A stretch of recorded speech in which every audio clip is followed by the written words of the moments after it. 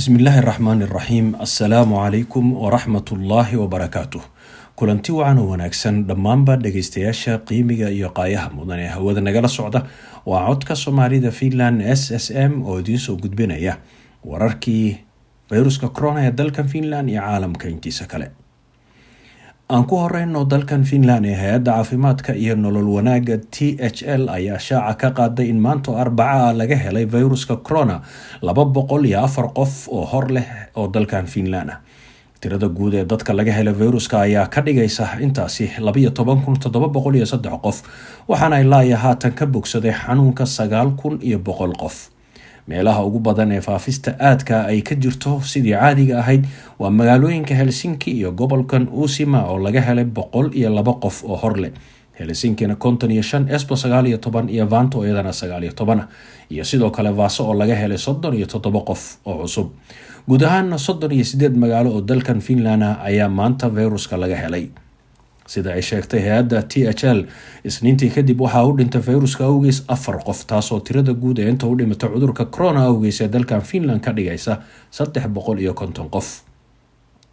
daryeelka isbitaalka waxaa haatan ku jira 40 qof qaybta xaaladaha aadka u daranna waxaa jiifa 8 qof.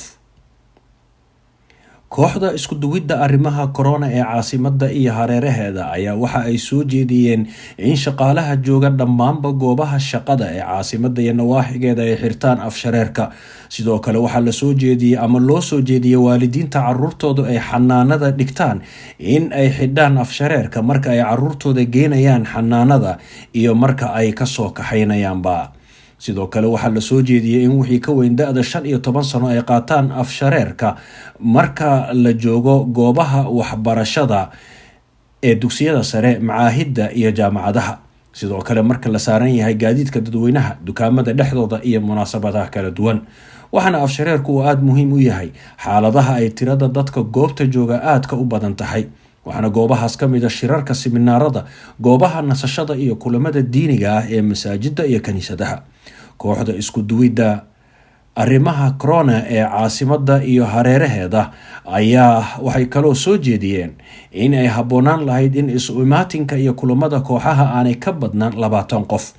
duqa magaalada Helsinki Jan Vapaavuori ayaa waxa uu shir jaraa'id oo arrinkan uu kaga hadlayay uu ka yiri arrinka amar ma ahan, waa tala soo jeedin. waxaana soo jeedinaynaa in ay dadku aad u taxadaraan buu yiri marka ay qabanqaabinayaan munaasabadaha gaarka ah. kooxdu waxa ay sheegtay in arrimaha waxbarashada aan waxba laga bedelaynin oo qaabka hadda lagu wada uu yahay mid shaqaynaya, iskuuladuna haatan si wacan ay u hawsha u wadaan. waxaa kaloo ay soo jeediyeen in la qaato tala soo jeedinta arrimaha caafimaadka ee mar walba hay-adaha dowladda ka soo baxaya sida gacmo dhaqista iyo kala fogaanshaha. dadka ku nool Vaasa iyo nawaaxigeeda oo loo soo jeediyay inay iska ilaaliyaan isu imaatinka kooxaha dadka ee wixii ka badan 10 qof. kooxda isku duwidda arrimaha corona ee gobolka Pohjanmaa ayaa soo jeediyey in howlaha ay dadku isugu imanayaan xilliyada ay firaaqaha yihiin ee arrimahooda ay dhammaysanayaan aanay tirada dadka isu imaanaya ka badnaan karin 10 qof. waxaana howlahaasi ka mid ah hiwaayadaha iyo arrimaha kale ee dadku waqtiga firaaqada yihiin ay qaataan. arrinkaana wuxuu socon doonaa sida kooxdaasi ay sheegtay ilaa 31 bishan Oktoobar. amarkan wuxuu khuseeyaa munaasabadaha iyo shirarka guud oo kaliya. magaalada Jyväskylä waxaa wararka ka imanaya sheegayaan in weli ay sii kordhayso tirada dadka laga helayo fayruska corona taasoo salka ku haysay u nuglaantii fayruska ee ka dhacday xafladii diiniga ahayd ee toddobaadkii hore lagu qabtay magaaladaasi. waxaana maanta laga helay 15 qof oo cusub oo uu ku dhacay fayruska corona kadib markay u nuglaadeen fayruska xafladaasi diiniga ee toddobaadkii hore magaalada lagu qabtay dhexdeeda. maamulka magaalada ayaa waxa ay sheegeen in dadkii cudurka laga helay dhammaantoodba la go'doomiyey. dhakhtarada sare ee ka tirsan magaaladaasi oo la yiraahdo Johanna Tuukkanen ayaa sheegtay inay suurtagal tahay in weli cudurka laga helo dad kale oo aad u badan oo ka mid ah dadkii karantiilka la geliyay. dhakhtaradu waxa ay sheegtay in dadweynaha reer Jyväskylä aan loo baahnayn inay ka walwalaan tirada kor u sii kacaysa ee maalin walba tirakoobyada lagu soo sheegayo, waayo bay tiri waa arrin iska caadi ah xaaladahan oo kale in ay weli sii kordhaan tirada dadka laga helayo fayruska.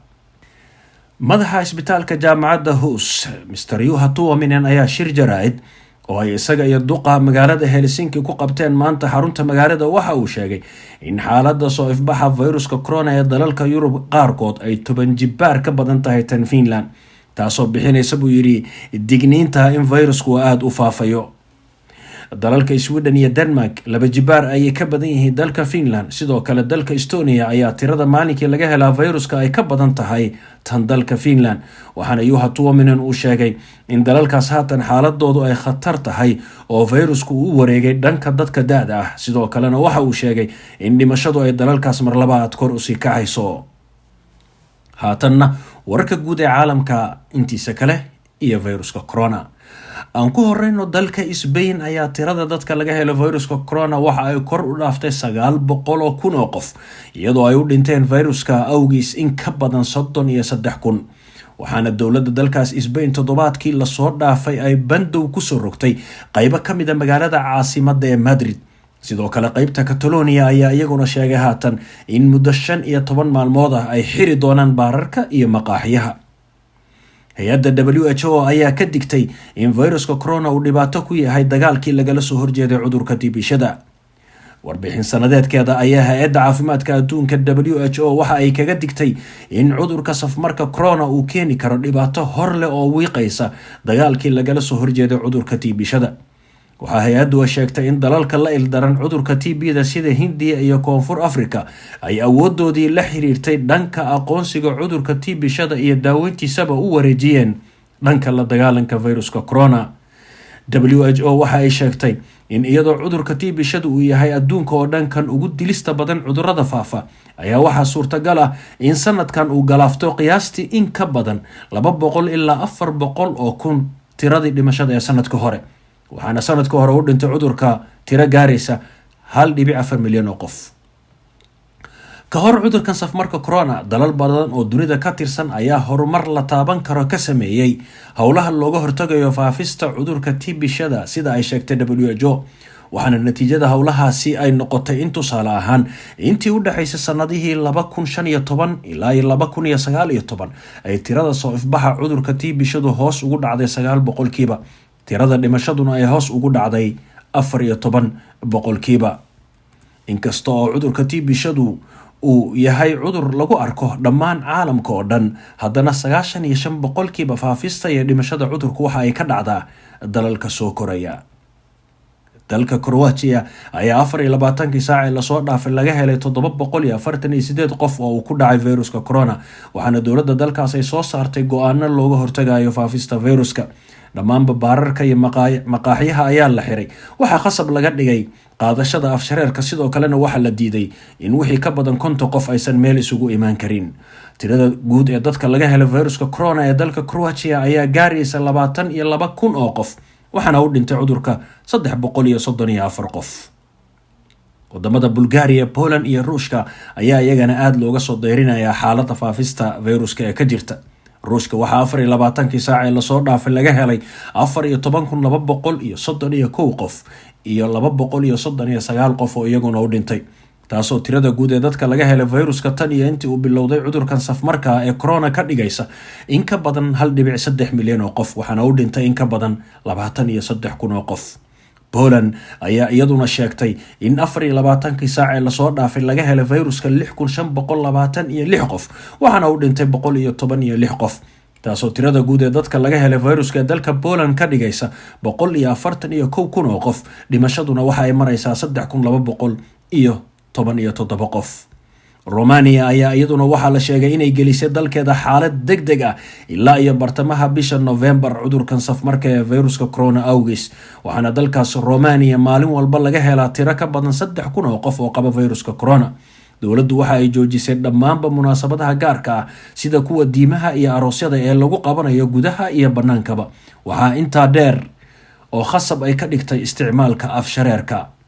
Romania ayaa tirada dadka laga helay fayruska waxa ay kor u dhaafaysaa 160,000 oo qof, waxaana ka bogsaday cudurka 120,000, iyadoo tirada dhimashaduna ay tahay 5,335 qof. dalka Talyaanigana wasaaradda caafimaadka ee dalkaasi ayaa sheegtay in maanta oo kaliya dalkaasi laga helay tiro gaaraysa 7,332 qof oo cusub oo qaba viruska corona, halka isniintii lasoo dhaafay ay tirada dadka laga helay viruska corona ahayd 5,901 qof.